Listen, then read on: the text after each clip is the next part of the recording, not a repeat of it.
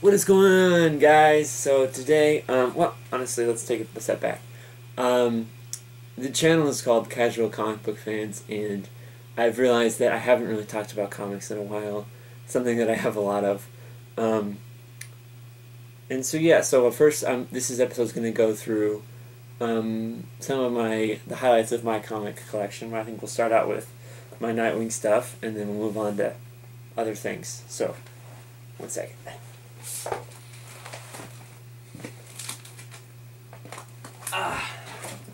Can you see that? Oh yeah, you can see that good. So this is Showcase 1993, issue 12. This one was before. So Nightwing was in the Teen Titans now for almost 10 years, but he didn't have his own solo run yet.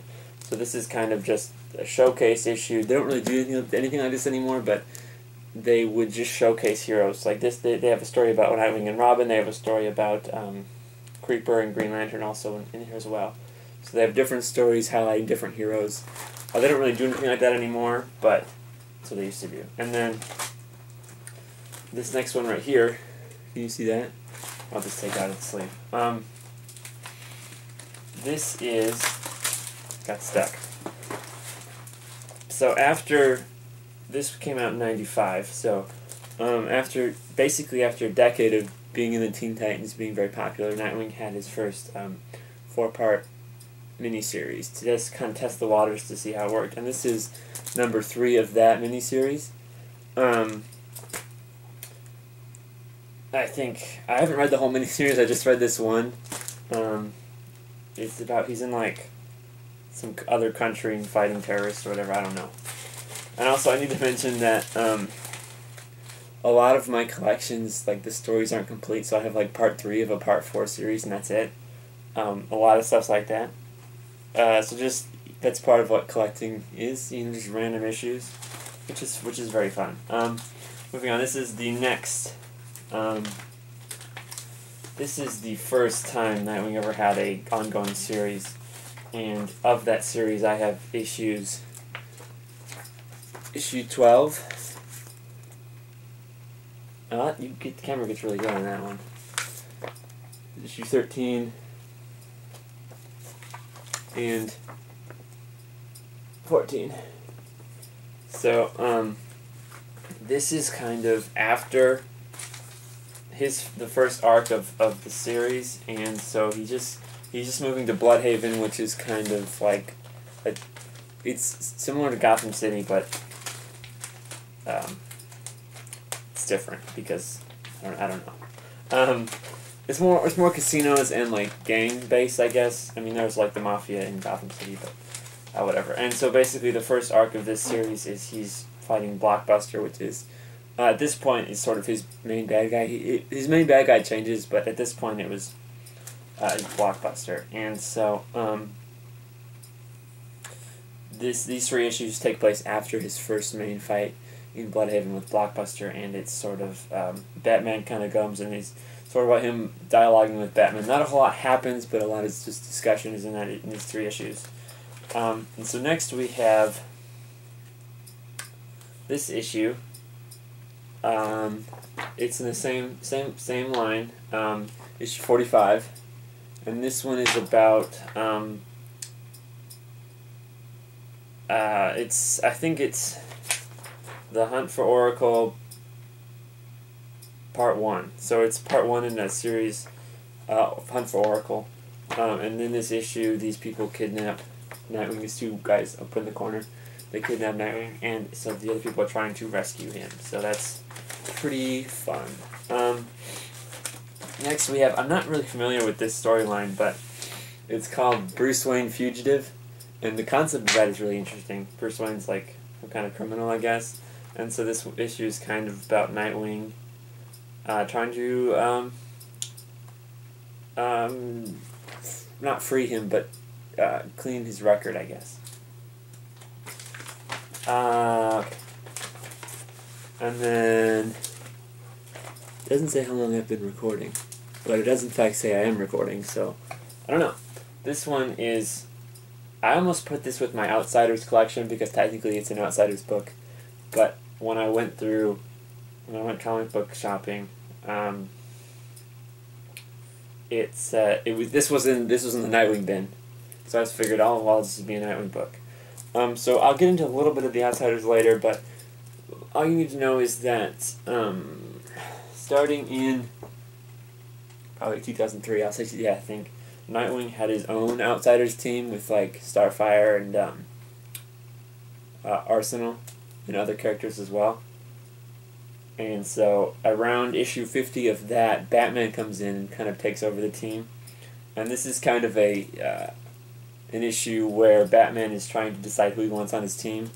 And so this is kind of a one-off issue with Nightwing and Captain Boomerang Jr. Going on a mission and trying to join Batman's team. So this next one is maybe my favorite Nightwing run ever. It's Nightwing Rebirth, started in 2016. It's just really, really cool. The first, I want to say like 30 issues or so, are written by Tim Seeley, and this is that was issue 0, this is issue 1. And I think that Tim Seeley really gets Nightwing specifically, but then also he really understands the Bat family as a unit, and I'll get more into that later. This is issue 2. And one of my favorite villains that was introduced in this run, Raptor. He was, well, he was with Dick's mom when she was in the circus, and she was a friend with him, but then, for some reason, she married his dad, I guess, and Raptor was upset. I don't know. This is issue 3. But yeah, Raptor's really, really cool. Also, the first couple issues in this run have to do with the Court of Owls, and that's always fun. Issue 4. Yeah. So this is definitely my favorite Nightwing run, if not one of my favorite comic runs ever. This is issue 5. This is a tie-in with the first crossover of the Rebirth era. This was Night of the Monster Men. It's not really that good. The whole arc isn't really that good, but that's why I only have the Nightwing issue of it. I don't have the other ones. There was like a Detective Comics, there was a Batman one. I think there are 6 parts, so it's 2 issues of Nightwing, 2 issues of Batman, and 2 issues of Detective Comics. So there's 6 issues overall. I've read it.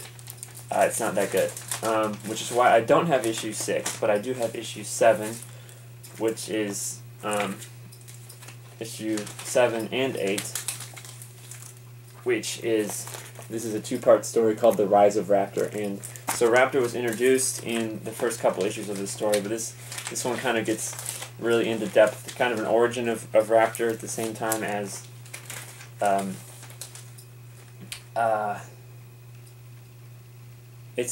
basically it kind of flashes back to Raptor's origin, and you really get to know him as a character, but it's also a follow-up to the first 4 issues in the series, which was, the arc of that was Better Than Batman. So it's kind of 2 mini arcs put together to make 1 arc.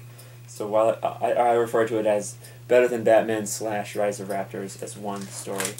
And here's a one-off with Superman. Superman and Nightwing, they go and they're fighting, what's the guy's name? The guy who can manipulate dreams. Oh yeah, this is sealed. I don't want to open it. He has a skeleton face. Oh, nice. Good old Google. Okay, Google. What DC Comics supervillain can manipulate dreams? Dr. Destiny. Dr. Destiny. According to Wikipedia, the free encyclopedia, Dr. Destiny has the ability to manipulate anyone's dreams. Cool. Can I pull up some pictures?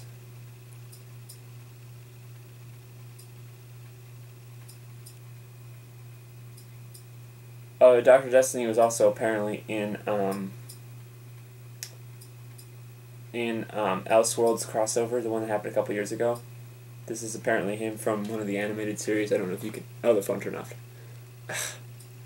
This is him from one of the animated series. I don't know if you can really see that, but I might upload a edited picture somewhere. I don't know. So anyway, that's a one-off issue of Nightwing and Superman battling Dr. Destiny. Very cool. This is the first annual issue. So every year they'll have an extra big issue, and they call those annual issues. So they have every issue monthly, but then they have one annual issue, which is bigger, and that's fun. So this is Nightwing Annual 1, and this is him and Batgirl kind of team up, and there's like this news lady, this news anchor that's kind of spreading lies on the news and stuff. So it's a very topical story while also being a very kind of cool story with with Batman. Batgirl and Nightwing team up. Vicky Vale's in there. She's a reporter. Very, very cool. This is Bleeding Edge. It's kind of the same deal, but this is more of like a VR type deal. And so Worm, W-Y-R-M, you see him down in the corner. He's like a zappy guy. He's virtual reality based villain. And I don't particularly like this, but we're about to get into something that makes this look really good. So right around this is issue 45. Right around issue 50, something changes with Nightwing, and he forgets who he is. And for about 2 years, Nightwing wasn't a thing. It was just Dick Grayson wasn't a thing either. He forgot who he was, so he went by Rick, and he was just. And so we talked about this a little bit in our other Nightwing video, but there were a group of people who found Nightwing's lair, and they stole his suits and became the Nightwings. There was a firefighter, a police officer, a medic, and I don't know who the other guy was, but maybe there were 2 police officers. I don't know. So they became the Nightwings, and Rick was just kind of there. He joined them a little bit, and there was some stuff. I think early on in this arc there was a part where they battled Joker's daughter, and that was really cool, but overall it dragged on for a very, very long time, and that's where this comes in. This is issue 43. This is actually one of the good ones because he is we see Talon, and for those of you who don't know, Talon is Dick's great-grandfather or grand-uncle. No, it's either his great-uncle or great-grandfather. I don't know. But he is he's an immortal assassin for a secret society called the Court of Owls, and so he's trying to get Dick to join as the Court of Owls and become Talon as well. But Dick doesn't know who he is, and so he's just getting attacked by Talon. Here's the second part of that. So that's cool. And now what we have here is these next 2 issues are the Joker War tie-in. Joker War, which is the big summer Batman story of this year. So we have the 2 Nightwing tie-ins for that. And at this point, he still doesn't remember who he is. This is issue 73. And so Joker manipulates that and tries to convince him that he's the son of Joker. This is issue 74. And it's not bad, but at the end of this one, he finally remembers who he is. He's Nightwing now. So finally, Dick Grayson's back. So that's good. And then this one, this is a good one. This is another one-off. I think it was. Is there a year on this? I think it was.